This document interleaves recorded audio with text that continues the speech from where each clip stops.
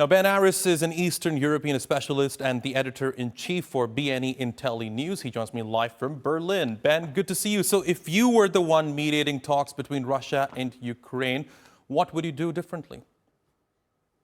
Oh, that's a difficult question. I think actually where the talks are going, that surprisingly the Trump team has done a good job in so much as we've had a real dialogue start, which we haven't seen for 4 years, or at least not since the first month of the war in Istanbul.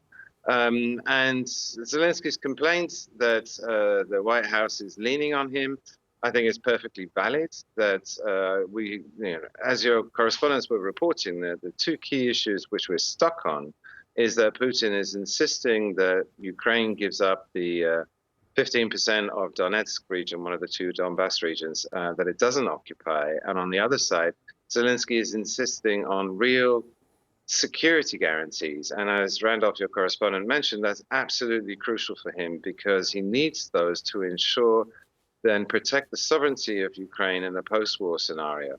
That if he doesn't have that, there's nothing to stop Russia re-invading again and basically holding a gun to the country's head. The difficult part is that the White House seems to have conceded that Putin is not going to compromise and have accepted that. So the only way out of this, and Trump is being insistent that he wants an end to the war before the midterms, he's put a deadline of June on it, that he's pressuring Zelensky to make that concession, to give up Donetsk ahead of anything else. And Zelensky, quite rightly, is sticking his heels in and saying, no, I'm not even going to contemplate giving up land until I have a solid guarantee, a security guarantee from the US, which it has offered.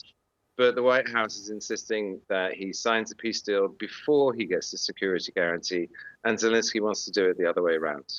What happens if there's no deal before the U.S. midterm elections? Is President Donald Trump going to turn against Ukraine yet again? Yes. I mean, he rather foolishly boasted in the election campaign that he would end the Ukraine conflict in 24 hours. And, here we are virtually, in fact, a whole year on, and it's gone nowhere. And so for him, it's an embarrassing item on his ticket as he goes in to fight. He's not particularly popular.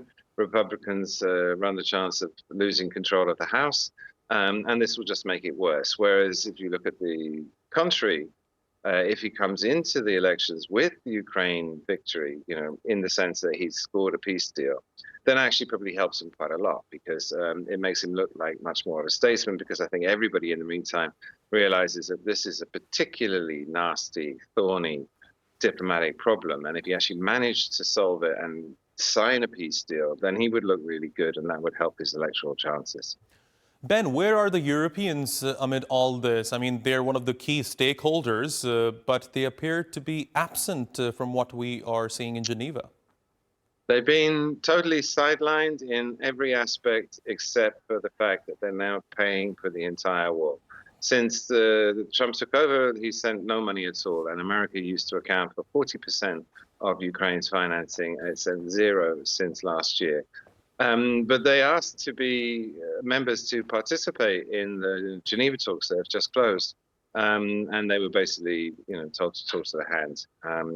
So they're very frustrated because, of course, for Europe, this is an enormous security issue in so much as there's a huge classic set-piece battle going on in their very backyard, which they're having to react to now because there's all these reports and speculation that Russia might turn on NATO, that the Baltic states might be next, that Poland might get invaded by Russian forces as soon as this war is over. And so they want to sit at the table. They want to be part of any security arrangements that are made. And the Americans are just ignoring them and continuing the talks. This is a three-way trilateral, as it was in Geneva, between Russia, Ukraine, and the USA. Fascinating insights, Ben Aris. Thanks very much for joining me here on TRT World. As always, really appreciate your taking out the time. My pleasure.